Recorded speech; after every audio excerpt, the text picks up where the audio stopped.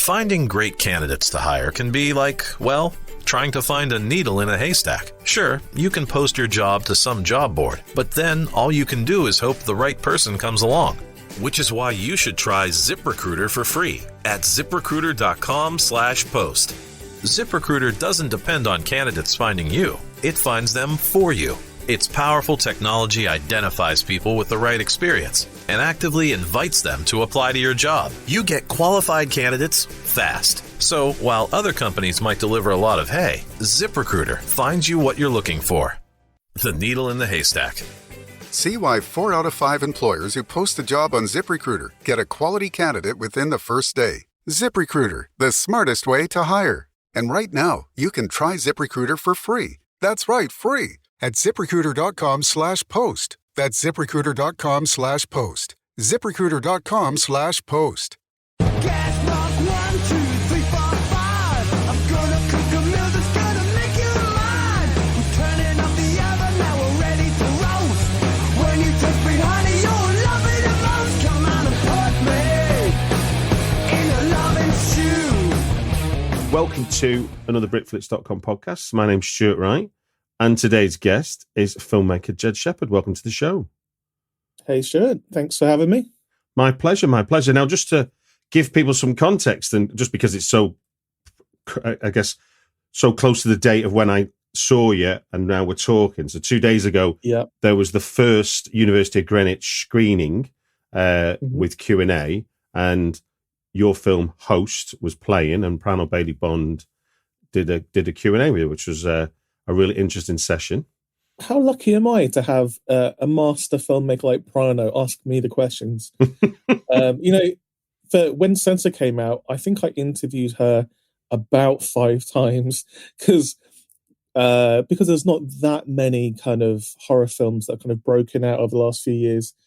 I was the go-to person. So, and everyone thought I was like they were the only ones to ask me to interview Prano, but it ended up being everyone asking me. So I felt like I saw Censor more times than I saw Host in the last few years, but I love Censor, so that's fine. Absolutely. No, it's a great film. Yeah. And for me, it was the first time seeing Host on the big screen, and it was first time I'd seen it since I'd watched it in lockdown when it first hit Shudder. So it's kind of like, I kind of, when you've forgotten enough about a film, I mean, you've got the memory of the film, obviously, but you've forgotten enough about it that it felt like I was watching a new film again. Oh, that's great. Yeah. Because I swear, Jed, I didn't remember. I mean, I remembered the woman hovering over the pool, but I didn't remember as much like creature stuff in it. I just remember, and so it was great. That was all fresh again to me. It was amazing. Yeah, it's, I think because made it a lockdown, it came out of lockdown, and most people watched it in lockdown. Those kind of memories have been kind of pushed back into the to the archives of the mind. So, and watching it on the big screen is a whole different vibe. It's people don't realize how cinematic it actually is, even though it's over Zoom. Like some of the stuff we managed to pull off. It was really interesting watching. I only came in for the last 10-15 minutes, but it was really interesting seeing people's reactions and where people get scared, where people find it funny. I always love seeing it with a big audience. Yeah, and also, actually, that's probably the bigger thing is watching it. That's the first time I've also watched it with an audience. Yeah. Because I did watch it on my own, and while that is fun to watch films on your own, there is something else that happens to the magic of a movie when you're in the room. Even if you're not having the same reaction, it's entertaining on a different level when people are reacting to the film. And clearly there was people in there who'd not seen it who were seeing it for the first time. And when they were jumping, it was as entertaining as the film, just to be in that kind of moment. Yeah, there was a lady behind me who she said something along the lines of, "I thought that was going to be shit, but it wasn't. It was good." Because she must have been dragged there by a friend or something who said, "Oh yeah, it's like this Zoom movie." So this lady probably was like, "This is going to be nonsense, low budget nonsense." It's low budget, but it definitely isn't nonsense. It's it's just entertaining, and I still get things out of watching it too. I've watched it a million times, but I still find it fun. Yeah, well, I mean, I guess the thing seeing it on the big screen compared to not was I'd not really made the comparison with, say, something like It Follows, in the way that you're watching more than just the actors. You're watching the whole screen. You're waiting. You've primed us by about 15 minutes into the seance to be looking for everything, not just what the people are doing, which obviously most film is about who's the subject and what are they doing, what's their point of view, and why are they bothered. Whereas suddenly you're going, all bets are off. Yeah. The whole screen you've got to look at. You have to, you could watch that movie, and I wish we had the foresight to do this. There should be an option where you could just pick one of the cast just to follow the entire time and just watch her window, because there's stuff going on everywhere, and like each has their own kind of journey throughout the entire film. I mean, Emma has probably the craziest journey because she sees the most stuff, but it's this stuff I notice every time I watch it, just reactions from the cast. And I say the cast, they're just my mates. I was literally just speaking to Emma just now. She'd just done an audition for some big show, and she sent me some very filtered pictures to look at.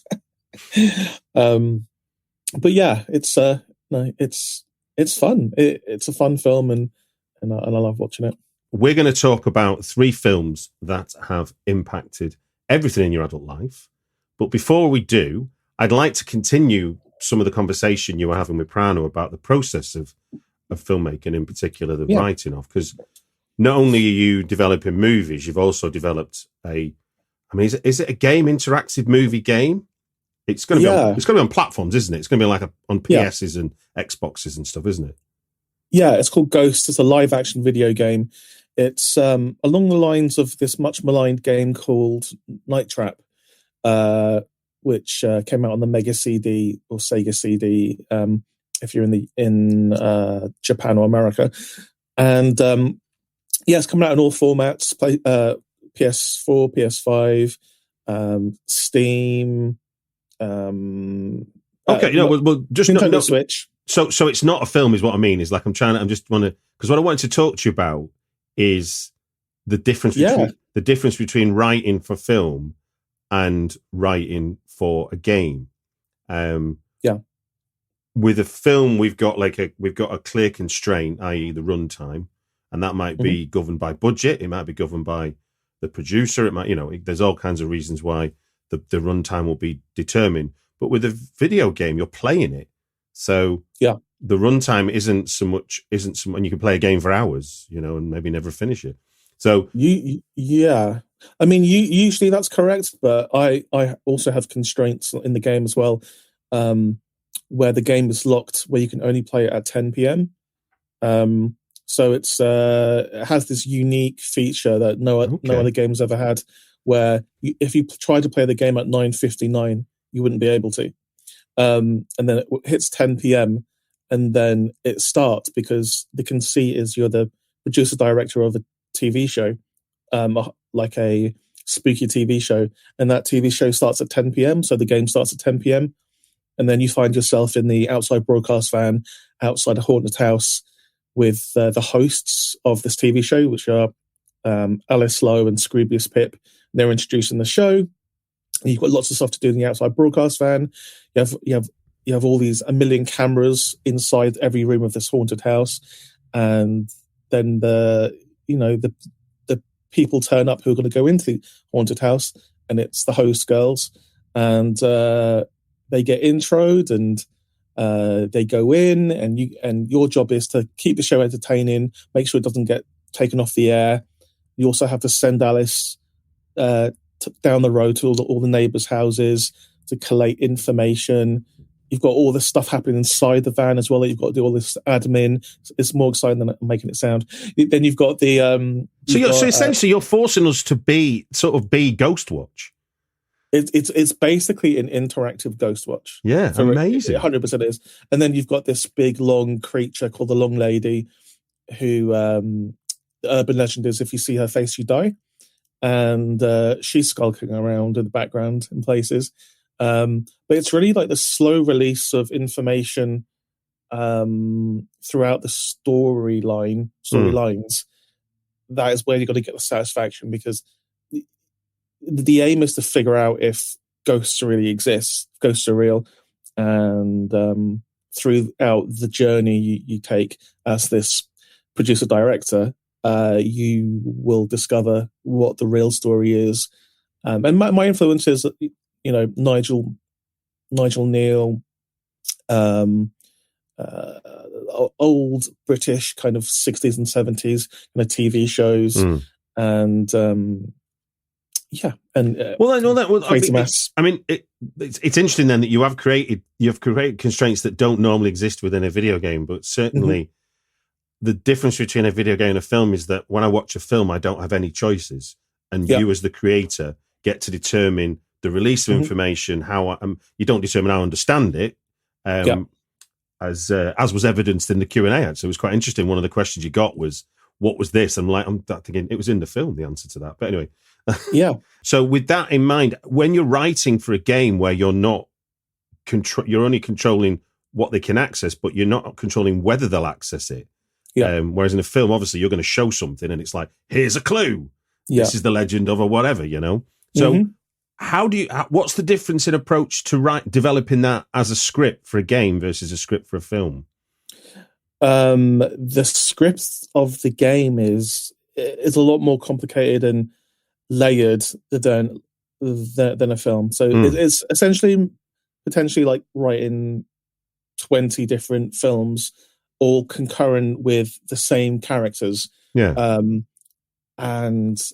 it's the frustrating element is you put so much work into something that probably no one will see, or very few people will see, because you've got the main storyline that you want everyone to kind of follow, but then you have to do myriad other storylines as well in case someone chooses that way.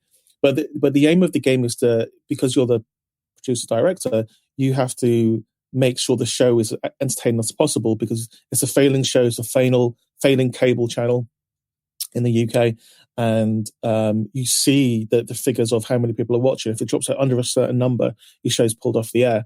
So you have to keep sending the best live feed from all the information you've got to live, basically. But you see everything. You see every room. You see, and the ladies from the cast from Host, they're able to go anywhere in the house and interact with each other. And when they interact with each other, you find out more things about them. There's so much going on. Like, people will be playing this game for years and years and years and years and just discover new things. And like Host or DASHCAM, like, we left an element of improvisation as well. So, even I wouldn't know what they'd come up with or where they would see a ghost. And obviously we rigged this house to help them see ghosts and for things to happen. So they were in the dark a lot as well. So writing it, sometimes it's kind of what happens in the house is a surprise to me too. So I jump off from that point and write a little storyline about something that they've said. It's it's a real collaborative process. I mean, is it? Films are. I mean, obviously, basic computer programming is usually like a flowchart of a yes, no, and if you go no, then that begins to send you down a different route, doesn't it? And and it can come back on itself, obviously, or it can find. I mean, is that so I could choose arguably the wrong route first, but still through other choices get back on track almost. Yeah, that's the only possible way you're able to do it, and it fit on a Nintendo Switch cartridge. You can't just have them do absolutely anything, like decide to go to the shops and then you spend the entire game in Sainsbury's. But like we've given you the illusion of ultimate choice. Even though there is only a set number of choices you can do. But it's looking at 10 p.m. means that everyone in the country plays the game. Everyone in your time zone can play the game at the same time and experience things at the same time as you. So you can share that information with each other. And and then you've got, if you fail, then you have to wait for 24 hours so you can play it again. You bastard. Yeah. So, it's my first game, so I want it to be interesting. And and the beauty is I don't really have anyone telling me what I can and can't do. And because I've never made a game before, I don't have any rules I'm sticking by. I don't know what the rules are. I'm just like, okay, let's lock the game at 10 p.m. And everyone's like, that's not been done before. And I'm like, well, let's do it then. And there's other stuff in the game like that as well, where we've really tested the limit of what you can do. And it's really the Nintendo Switch version that's kind of caused some of the constraints, because that has the smallest amount of space on Okay. So we've had to make it work on the Nintendo Switch, which it does. And it's so cool.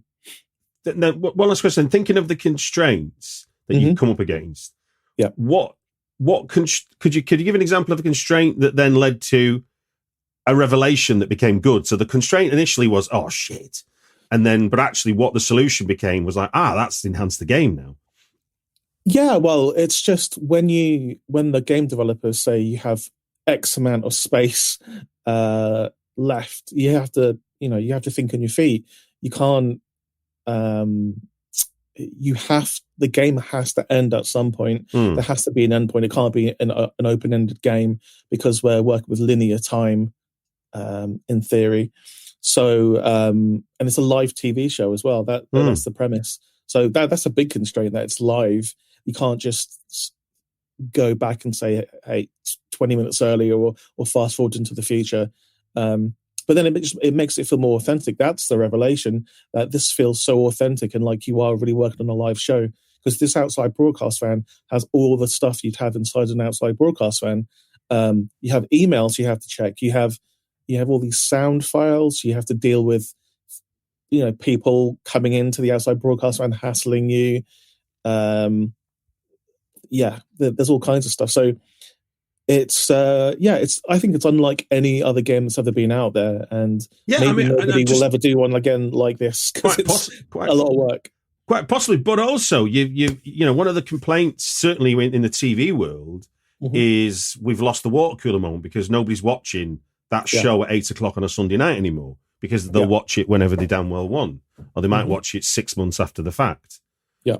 Whereas what you're doing with this device you've created within the gameplay is you've forced the thing that the internet opened up of, like, we could do everything non-linear. You've gone, hold on a minute. I guess what you're saying is the success of Ghostwatch was when them phones were ringing, people are going, oh my God, there was people in the country who were seeing this for real, is what made it an event.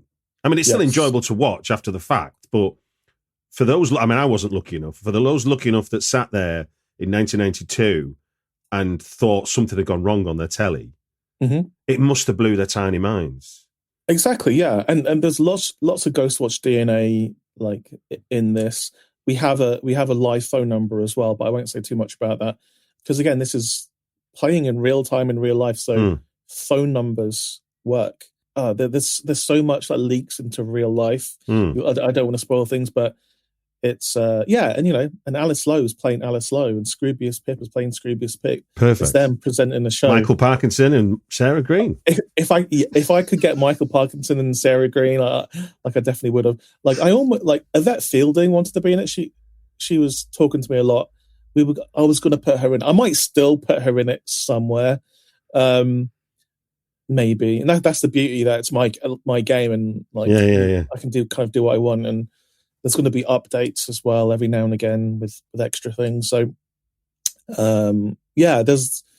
it's a real experience. But my aim for all of this is really to kind of create a universe of like everything's connected. Yeah. So games, films, TV shows, comics, like everything I do is kind of connected in some kind of way. Thank you for sharing that. I know we're a long way. We're not like weeks before people are going to be able to see this, but thank you for sharing the process into, because I think that kind of, I certainly didn't appreciate that level of invention, but also the fact that you've gone, they're the rules. Okay, well, can I have this rule? And they've not said no. You've kind of been able to develop it and experiment, and then suddenly when you say it back to me, like the frame what you've got, it's like, wow, okay, I can see, you can see how that creates the moment. Exactly, yeah, and I think it's maybe the confidence of when HOST came out. That's what I had, the confidence to do something a little bit out of my area of expertise, and off the back of that, like I've been offered other games as well, like legit famous game franchises.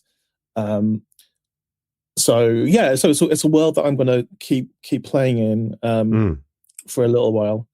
Yeah, I mean, I recently interviewed Jorg Tittel, who's got a game coming out called The Last Worker. In fact, it's the latest episode of the podcast as we speak this very second. And he's a filmmaker and he's a game designer, and he doesn't define himself as one or the other.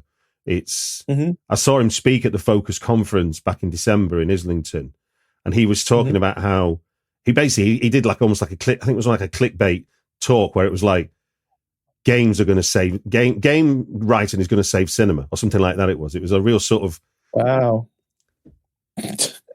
maybe with the advent of like VR, because I think that's the future of filmmaking. I mean, it was like I say, it was more of a kind of to get people in the room, and then when he talked to he talked about the separate things, but I think him being a person that was involved with both was the surprise to most people in the room, and obviously you're doing the same kind of crossover. Well, just quickly, the I would say one of the problems with kind of games in the past, maybe not in the last 5 years, but in the past, is it wasn't it wasn't filmmakers or screenwriters writing games. It was game developers essentially, or game creators who don't have an experience writing film or TV or anything, who would write the storyline. And that if you get someone who's worked with story for a little while, who know how to structure a story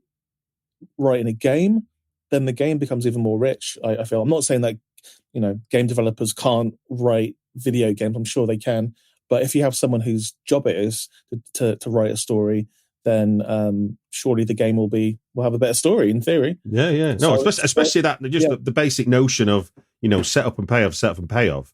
And if you've got multiple payoffs, then you've also got to have multiple setups. Oh man, there's so many payoffs. There's so many payoffs in Ghosts. There's so many. A bit like Host, like you set everything up, and then slowly everything pays off. But yeah. I'm excited for everyone to play it. I'm obviously playing demos to test it, and like it's really cool for me. Just again seeing all my friends on screen, getting into Mischief again. Indeed. We'll be excited for when that goes live. But for now, we're going to now talk about 3 films that have impacted everything in adult life. And for those people that don't know the format, Jed, I'm just going to, for your benefit too, as you're sat here talking to me. It's a very simple format. You've given me 3 films. I'll prompt you with each title, but there's a little bit of jeopardy involved. We've only got 5 minutes. And when the bell goes and you hear this sound, it's time to move on to the next film. Okay. Does that make sense to you? It does, yes. The clock is ticking. I'm going to do them in the order you gave me. So, I mean, I'll prompt you. So the films you obviously love. So I don't think whatever order I did them in, it wouldn't matter, I don't think. Yeah. But I'll do them in the order they came to me on the email. So the first one in the list is 1984's Night of the Comet. Do you want to talk to how do you discover that? You're not seeing that in 1984, are you? No. So Night of the Comet, for those that don't know, is a film from 1984 about two sisters who end up being survivors of an apocalyptic event. A comet passes over Earth, Halley's Comet, in fact, and kills everyone, fries everyone, turns them to red dust. Some people were only slightly affected, and they turned into zombies. So it's these 2 sisters in the end of the world situation fighting zombies. Some people from the government have survived, and government come after them to try and get something from their blood because they survived.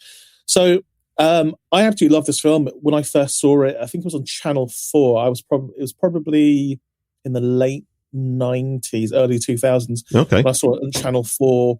And I was up real late. It was probably a Friday night. And it's when they used to have announcers. And the announcer said, next up is Night of the Comet, the story of blah, blah, just what I said. And I was like, oh, that sounds interesting. So, I thought I'd just watch it as I'm falling asleep. Ended up watching it all the way through and then becoming obsessed with it straight away because it is one of the best written it has the best written dialogue like I've ever seen in a movie. It's very, very fast paced dialogue, and it's just funny as well. And it's wish fulfillment, like all these post apocalyptic films. And the mix of comedy and horror is something you'll see throughout my three choices. It's something like I really, really, really desperately love. And the central characters played by Catherine Mary Stewart and Kelly Maroney, they just really appeal to me, like those two sisters. And they because they do the things that normally you don't see in these kind of post-apocalyptic movies, which is they don't straight away go off chasing zombies and killing them and going on these big adventures. They go to the mall and raid the mall and try on clothes and dance. The girls just want to have fun, which is what I would do. So I just love it. And then, in recent years, I've befriended pretty much the entire cast and the director.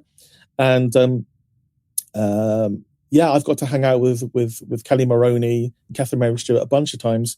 And, it's really fun to just have my favorite, because it's my favorite film of all time. Just every now and again, I get a text from Catherine Mary Stewart just with a picture of her with Kelly saying, "We're thinking of you." And it just feels really good. It's really surreal. That is surreal. I mean, one of the things for a zombie film, a zombie infection type film, it's really interesting how, and it's Tom Eberhard, isn't it? You pronounce it. Yes. That's the director of the film. Eberhard. He went on to do Honey, I Blew Up the Kids, is most notable, I suppose. He did. Yes, he did. So what I thought was really interesting about Night of the Comet, well, what I think is interesting about Night of the Comet is, obviously, like you say, you've got the two sisters, and they're kind of, there's two very different storylines in the opening 10 minutes. I mean, I'm pretty sure the production budget didn't get to that many extras. So what they used for the Night of the Comet is brilliant. The way they mix that kind of archive footage. But then the first zombie we see is, I mean, I think we can spoil a 1984 film. Yeah. The first zombie is the guy from the cinema opens the door and we're just confronted with a zombie. Like there's no if, no buts. Yeah. And there's not hundreds of them. It's just one wielding a monkey wrench.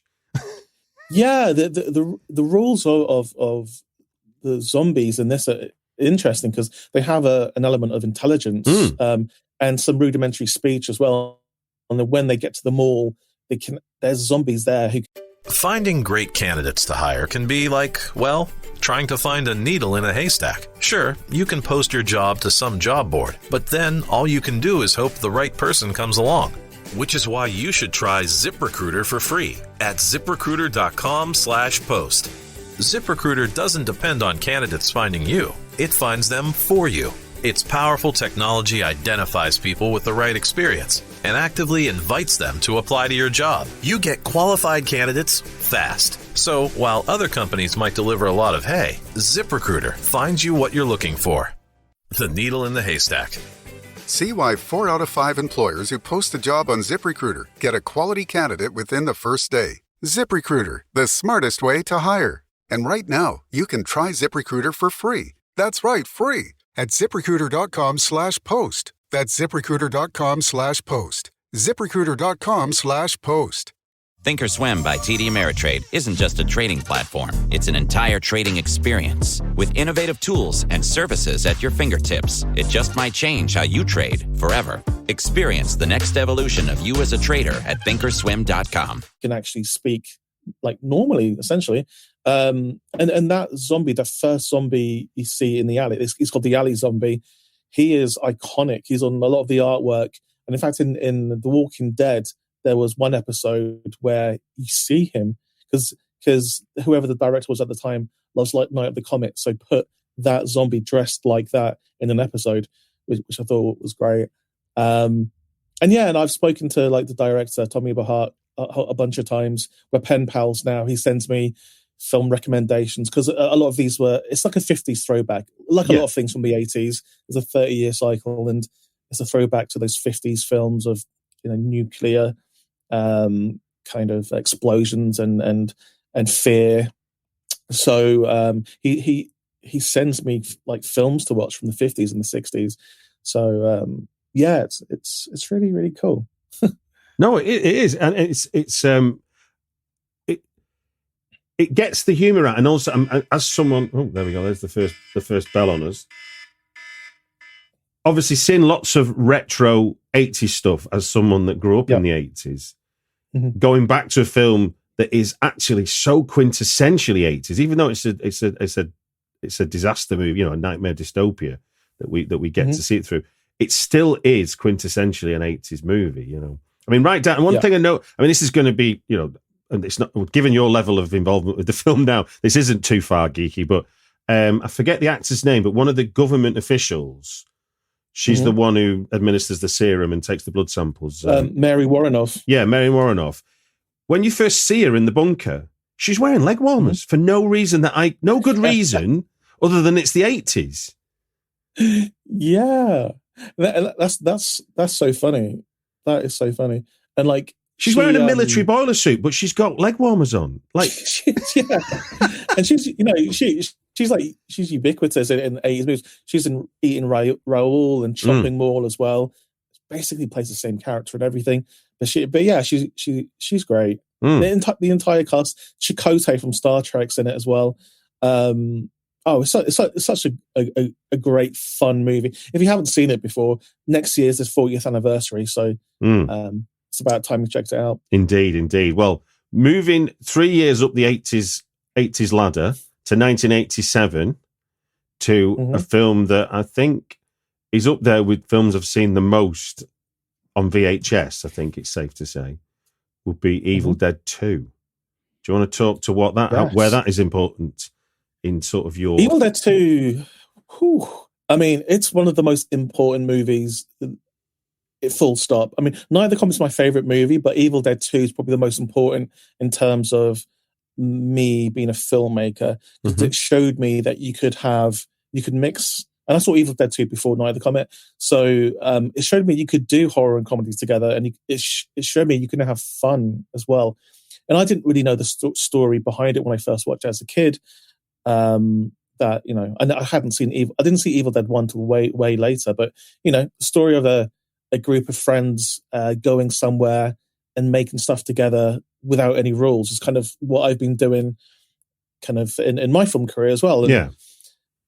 And like one thing I didn't mention in the talk with Prano is that like I've spoken to Sam Raimi a lot, especially over the last 6 months, where me and him talk a lot, and he is he teaches me a few things and he advises me on things as well, and just having that knowledge, imparting that knowledge on me, and he's someone that I respect the most, my favorite director, is really important. And I can't, I'm very, very lucky to have someone like Sam Raimi like being my mentor, which is crazy, but like it's important because like it's strange because it doesn't follow some of the rules of horror movies, because it's one of the few films where it's not a final girl, it's a final boy. Yeah. And we still empathize with that character, we still enjoy the process. And and like everyone's seen it, so you don't need me to like sell it to you, but it's the story of a guy going to the cabin with his friends and his girlfriend. They read from a book called the Necronomicon, call forth the Deadites, and it's essentially a siege movie in a cabin in the woods.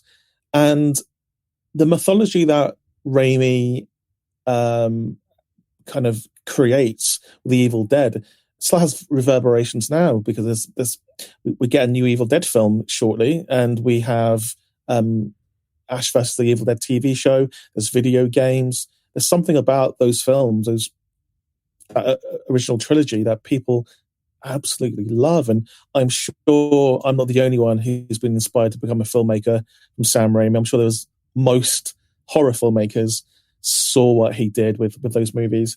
Yeah, I guess when you say it like that, I guess before sort of Rodriguez and Smith and Linklater in the early 90s, Sam Raimi was one of those outliers in terms of he did it himself first, and did it where he was kind of learning as he went, just in the same way those guys were in the early 90s. Yeah, exactly. And he wears his influences on his sleeve as well. That's another thing I take from Raimi, like his slapstick, Three Stooges influences. He doesn't care about putting that into a horror movie, even though to some people it might be jarring that all of a sudden there's a slapstick scene where the Deadites are trying to poke out Ash's eyes, he does the Three Stooges thing. It's it's an amazing trilogy of movies. And one of the first VHSs that I bought my own money as well. So it's really important because I think it made me the filmmaker I am today, or I'm trying to be. If it's not too hard a question to sort of answer, where do you see the DNA of this film in your filmmaking? Where does it appear for you? To me, it's like having humor in a quite serious subject. Like even in the original Evil Dead, there is that's a little bit more serious. But he kind of walks the line of being serious subject with comedy. And like if you're just looking at a Host, it's funny. Host is funny, even though it's pretty bleak and it's pretty dark, the things that happen to these ladies, and they all kind of meet their demise, or so you think.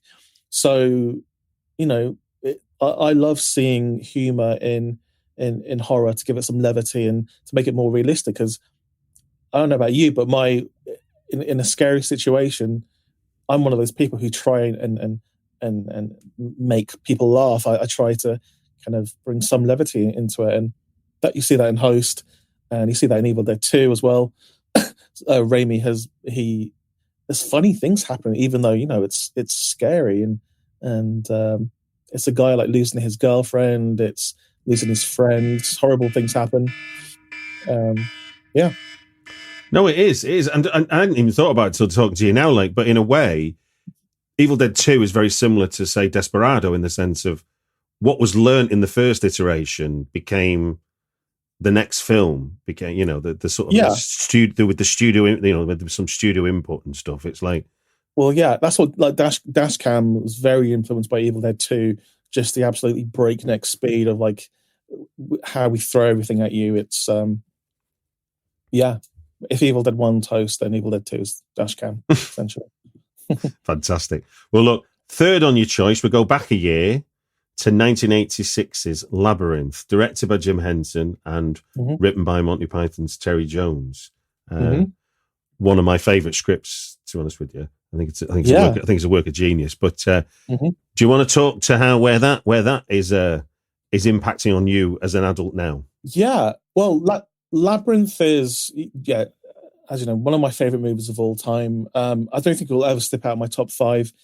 It's one of those films I used to come home from school and watch on VHS every single day, because it's one of those films that just has that sense of wonder that we don't get from films anymore. It's it's the classic hero's journey storyline, but for those that haven't seen Labyrinth, please watch it as soon as possible. It's about a 13-year-old girl who whose brother's taken by goblins into the labyrinth. She has to follow him in there and get to the Goblin Castle before the time runs out, where the Goblin King is, he's pretty obsessed with her, is holding her little brother, Toby, and she encounters lots of crazy characters and traps along the way. And it's really kind of her journey of self-discovery and of growing up. And it's amazing. And Jim Henson's Creature Shop are just my jam. And everything about this film just inspires me, especially working with creatures. And as you know, for Ghost, I've worked with Jim Henson's Creature Shop, and I'm going to continue to work with them in the future. And Labyrinth specifically is something that I speak to them a lot about. I speak to, there's hardly anyone there at the Creature Shop who works on Labyrinth now. But actually, in a few weeks, I am actually meeting someone who was one of the puppeteers on Labyrinth, which is really cool. But there is so much to talk about on this film. Like, obviously, David Bowie, I'm a big Bowie fan, and he's the Goblin King. The songs are incredible. That soundtrack is out of this world. I listen to it all the time. But, it's just creating believable three-dimensional characters out of foam and latex, rubber. It's incredible. Even the little worm, the worm's called Monique. People don't know, but if you look at the Labyrinth wiki, that a worm is called Monique. It's actually a lady, weirdly. there's stuff I'm still discovering about Labyrinth every day, and it's trying to capture that sense of wonder that Labyrinth gives me is something I try to do. And I mean, a lot of the times you can do that with puppets because it's kind of otherworldly, but just like that sense of adventure that you had in those mid-80s films, like Flight of the Navigator, Goonies, Explorers. We just don't have that anymore. I was going to say, I mean, but even that kind of pure fantasy world, I mean, even like Ridley Scott's Legend. Love Legend, yeah. I mean, I think it's interesting. I mean, I can speak to being like there when this come out, and the 80s being the kind of cynical decade that it was, and David Bowie being this rock god. There was it kind of skewered a lot of popular opinion at the time. But what's amazing is that the film has only grown in reputation over the years. Like, it's considered to be, I don't think it was like maligned or to any great degree, but I think its love for it has grown rather than there was absolute love for it. The same as Legend, I think, as well. I think both films were not what the 80s wanted in some senses. In as much as you say we might have lost some wonder, but I think that might have been the last vestiges of that kind of wonder. I think so, yeah. And, especially with Legend, like the Tangerine Dream, one of those bands who did soundtracks that instilled a sense of wonder like into the films that they did the soundtracks for. I'm obsessed with Tangerine Dream. I know there's two versions of the soundtrack of Legend, but the Tangerine Dream one's the one I love the most. Like if I can somehow capture some of that wonder and fantasy and just the excitement of the unknown and on these adventures in my films, then that's what I want to do. In fact, I touched upon it in the talk with Prano, with a project I just finished and picture locked on that I'm doing for a particular streamer is very much a throwback to those films. So I try to instill that sense of wonder. That there's gritty realism, and then moves into this world of wonder. Very much the Labyrinth kind of format. So I guess a bit like, it's not quite as dark as, say, like a Time Bandits, which again has that kind of childlike wonder. That's very cynical. That's extreme. I mean, the end of that film is proper nightmare stuff. It's the opposite of any fairy tale in a way. Whereas I still love it though. I absolutely love that film. That's my favorite movie. Yeah, even though John Cleese has kind of gone off the boil a little bit in recent. Well, no, I'm loving the art, not the artist. That's my approach to that one. Yeah. Again, just to geek out a little, rewatching Labyrinth before speaking to you, it was amazing to spot script stuff in there that I'd not seen before. So, for example, when she saves Ludo, I had not clocked the setup of it was his screaming, bringing the stones to her, that then obviously become the rocks. That then become the rocks and obviously become the boulder.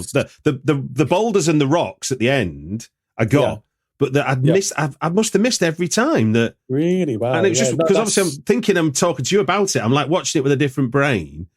And suddenly I'm like, bloody hell, look, that's an amazing little, without any sort of hint of exposition. It's just like, I'm giving you a clue, watcher. I'm giving you a clue. And how they make Ludo, who he doesn't say a single word, he just has noises, making him such a lovable character. That's only something that the Creature Shop can do, and Jim Henson. And like all of those creatures, Hoggle as well. Like I remember like 10 years ago where Hoggle was found in an airport, lost and found, lost property in an airport, and I contacted the airport to try and buy Hoggle because he was a mess, but someone's bought him now and kind of fixed him up. But I love this film so much, I would buy Hoggle.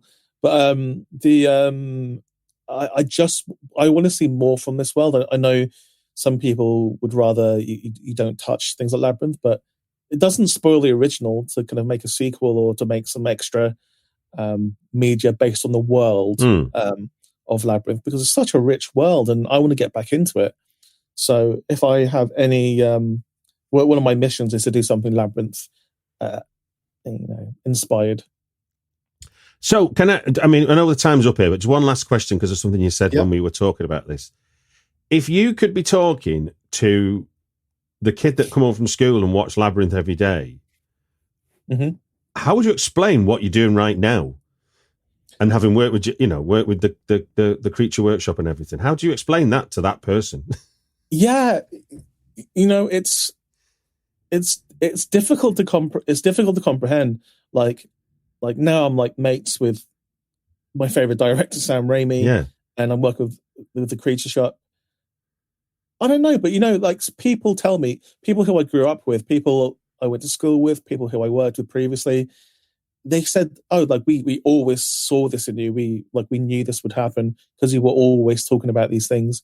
So, but because I'm experiencing it myself, I don't necessarily appreciate it as much as I should. Not that I take it for granted, but because I'm just like living it. I think at some point when I stop working and I stop doing stuff, I look back and think, wow, I did a lot of the things that I really dreamed about when I was a kid. Like they've all kind of come true. And even just like Host, like when me and Rob first started making short films, our aim was to make a scary movie that people would like. And first film out of the gate, we got one of the scariest movies of all time. And it's on a lot of lists of best horror movies of all time already that like without even waiting a decade till it's appreciated. So it's difficult to comprehend, and it's very surreal, and because most of it happened in lockdown, it's even more surreal because we didn't actually really experience any of the things that surround having a successful film, because we didn't have like a big premiere. It just dropped unceremoniously on Shudder, so we didn't really have stuff like that. So I must admit, I did like your little anecdote about when you were talking to Prano about how, well, we can't show it in cinemas because it's only 56 minutes long, and then it becomes a hit, and they go, "Can we show it in the cinemas, please?" Yeah. And you're like, okay, so that rule was what, made up for nothing? It's made up for nothing. It's because I think people have a perceived value of a cinema ticket, and they expect, because we're just used to it, or being in cinema for a certain time. But like cinemas are scared of changing things. But I doubt anyone's going to ask for their money back after watching Host. I doubt someone's going to go, "Oh, there should have been an extra 10 minutes. I want my money back." And if so, don't go watch a 56-minute movie. No one's got a gun to your head. No one's telling you to watch these films. But it played around the world, Asia, Russia, like it played absolutely everywhere, and it resonated with a lot of people. So, and it's a found footage movie as well, which is crazy, and it's my favorite. Yeah. You managed to, because I mean, having covered Fright Fest a lot, I've watched a lot of found footage films, and there's a quality spectrum which goes far and wide, and it's doesn't always hit the good side of the quality spectrum, because you can see it's just a cheap way of making a film, as opposed to the found footage is the reason to make the film, if you know what I mean. The story is driving, the story of the found footage is driving the film, as opposed to sticking a camera on someone's head. Well, it's weird. There really is a thing where it's every 10 years a found footage film comes along, or every 7 years or something, a found footage film comes along that kind of breaks out, and it's Blair Witch and Wreck, Paranormal Activity, and then I think Host was the next one. Yeah, because in between those years, I was surprised that, say, like The Conspiracy didn't get to break out a bit more, because I thought it was a super smart one. Yeah, for sure. And that's one of the other things that have come out of all of this. Like, now I'm mates with Eduardo Sanchez, the director, writer of Blair Witch Project, and we're working together on stuff. Yeah, and like I'm allowed to say, because he said it first on Twitter, that we're trying to get a Blair Witch TV show together. So and we've talked about it. He's told me what he wants from like the pilot episode. He's told me who he's already got to be in it. We just need it greenlit, and obviously, it's the studio that owns the rights to the Blair Witch Project, not Eduardo. So I'm gonna keep trying to work with my favorite people since I was a kid. And that's the beauty of being a no. filmmaker. I love the fact that talking to you now, it hasn't changed your relationship to the source material either. I think that's a really powerful message from this conversation, is that you've kind of enjoyed the films as a fan, and then you've got to look under the bonnet with the people that made it, and it's only made it more exciting. Yeah, and I am 100% a fan first and a filmmaker second. I just love horror movies, and I was being truthful when I said in that Q&A with Prano that I carry around a piece of the Blair Witch House everywhere I go as a good luck charm. So I just always have that in my jacket pocket or my jeans pocket, because it's my connection to like a film where if that film hadn't happened, HOST wouldn't have happened. So, and I kind of owe everything to HOST. So, you know, I mean, I've been working with the producer Keith Bell, who did did Dog Soldiers, The Descent, Harry Brown, and his advice, or it's not his advice as such, but his sort of pick me up whenever I'm sort of feeling a bit kind of, it's not going right, up this, that, and the other. He says, you know, the important thing is the only thing we define is our taste, which is what we curate our lives through, you know? Yeah. And that's what that's hopefully what translates into making whatever we make interesting, because it's a fusion, whether we're conscious or subconscious of it. Yeah. And nobody can take that away from you because you've already done it. The only thing that can take it away from you is if, say, for example, you're writing to somebody else's idea of what a film should be. For instance, if people listen to critics, for instance, we would never have any good art, because critics have their own opinion, and usually all of critics kind of mush into one opinion of what's the right thing for films to be at that time. So if you, and this is why I say, for as long as possible, keep your 9-to-5 job if you are a filmmaker, because it will give you a safety net where you're not relying on trying to please people. You are only relying on your imagination, and that should have no limits. So, I personally think, do not try and lean into trends. Do not do what you think the critics will like. That is a one-way road to disaster. Write what you like, because you're the one who's going to have to live with this film forever. So if you're writing to what other people like, then you're just going to not like that film. Like, I'm always thinking of me looking back when I'm an old man in a nursing home or something.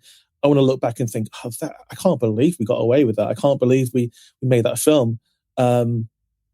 Because all my favorite filmmakers just make the films that have their unique signature on it. And I mean, this is not a scientific proof of any of this, but two of my favourite films are Ridley Scott's The Counselor and Nicholas Winding Refn's Only God Forgives.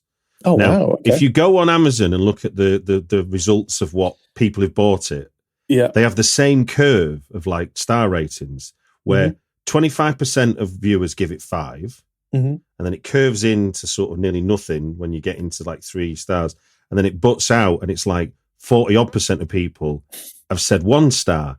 And I think maybe that's the films that I like, are the ones where there's a strong opinion both ways. It's not like, oh yeah, my favorite type of movies are the ones who have like 50% of Rotten Tomatoes, but a real strong curve, like loads of 5s, loads of 1s. Yeah, because I'm just like, wow, like what is? Because it's got a reaction, hasn't it? It's managed to poke the hornet's nest in your imagination, whether that be for good or for bad. The worst rating you could get is just everyone saying 3 or 2.5, because what's the point of making a film like that? Like, like, what I'm trying to do is making exciting films that I would want to watch, and stuff that isn't out there. Because if you're following trends, like by the time you make the film, that trend will be over. So you also have to think of what's next, or what's next for you, and what you want to see next. Well, look, sir, I'm sure we could talk about the state of horror genre for as long as there's breath in our voices. But I won't make you do that. I'll just thank you very much for sharing your 3 films that impacted everything in adult life. And thank you for coming on the podcast. Cheers, Stuart. Appreciate it, mate.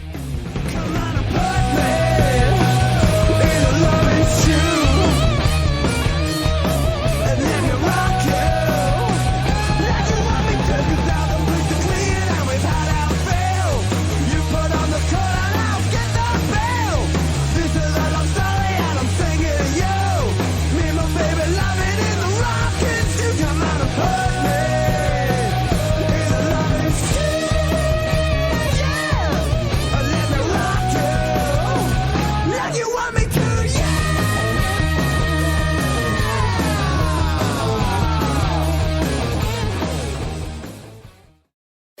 Finding great candidates to hire can be like, well, trying to find a needle in a haystack. Sure, you can post your job to some job board, but then all you can do is hope the right person comes along. Which is why you should try ZipRecruiter for free at ziprecruiter.com/post. ZipRecruiter doesn't depend on candidates finding you. It finds them for you. Its powerful technology identifies people with the right experience and actively invites them to apply to your job. You get qualified candidates fast. So while other companies might deliver a lot of hay, ZipRecruiter finds you what you're looking for. The needle in the haystack. See why 4 out of 5 employers who post a job on ZipRecruiter get a quality candidate within the first day. ZipRecruiter, the smartest way to hire. And right now, you can try ZipRecruiter for free. That's right, free. At ZipRecruiter.com/post. That's ZipRecruiter.com/post. ZipRecruiter.com/post.